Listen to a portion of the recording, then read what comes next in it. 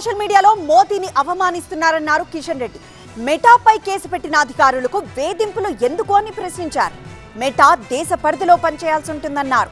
కొత్త బ్లాక్ల కేటాయింపుతో సింగరేణిలో కొత్త ఆశలు చిగురించాయన్నారు. అనుగూరు పీకేఓసి 3 బ్లాకులు రావడము సింగరేణి కార్మికుల్లో ఒక విశ్వాసం వచ్చింది. ఏదైతే ఈరోజు ఉత్పత్తి లేకుండా ఇబ్బందుల్లో ఉన్నటువంటి సింగరేణికి ఒక కొత్త ఆశ మళ్ళీ చిగురించిందని సందర్భంగా మనం చేస్తా ఉన్నాను. కేసీఆర్ కొడుకో మాట మాట్లాడుతున్నాడు, సింగరేణికి కిషన్ రెడ్డి కూడా అన్యాయం చేశాడని. ఎవరు అన్యాయం చేస్తున్నారో చర్చకు సిద్ధంగా ఉన్నాడు అడుగుతా ఉన్నాను. కేసీఆర్ హయాంలో ఈరోజు సింగరేణికి అన్యాయం జరిగిందా, లేక నేను మంత్రి అయిన తర్వాత సింగరేణికి న్యాయం జరిగిందా? ఈరోజు కేసీఆర్ సిద్ధంగా ఉన్నాడా చర్చకు అడుగుతా ఉన్నాను.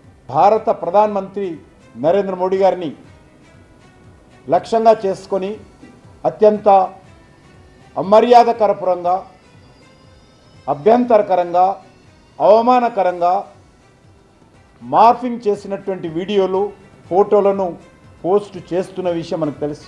మిగతా కేసులు పెడితేనేమో డీసీపీలు, ఎస్పీలు లేకపోతే సిఐలు వాళ్ళు చాలా మంచోళ్ళు. ప్రధానమంత్రి గారిని తిట్టిన కేసు రిజిస్ట్రేషన్ చేస్తే వాళ్ళు నేరస్తులు, వాళ్ళు తప్పు చేసిన వాళ్ళు. ఇంత నీచంగా వివరించడం ఏదైతున్నదో ఎవరికి మంచిది కాదని మనం చేస్తున్నాను. మెటా గొప్ప సోషల్ మీడియా సంస్థ కావచ్చు, కానీ భారతదేశంలో భారతదేశ జీవన విధానాలకు, భారతదేశం యొక్క రాజ్యాంగానికి పరిధిలోనే పనిచేయాలి. ఏదైనా భారత ప్రజాస్వామ్య విలువలకు అది యజమాని కాదు మెటా సంస్థ. మీడియా కానీ, సోషల్ మీడియా కానీ, రాజకీయ పార్టీల నాయకుల ఉపన్యాసాలకు కానీ అన్నింటినీ కూడా ఒక లక్ష్మణ రేఖ ఉండాల్సినటువంటి అవసరం ఉంది. లక్ష్మణ రేఖ దాటేటువంటి హక్కు, అధికారాలు భారత రాజ్యాంగంలో ఎవరికి లేదనే విషయాన్ని సందర్భంగా మనం చేస్తున్నాం.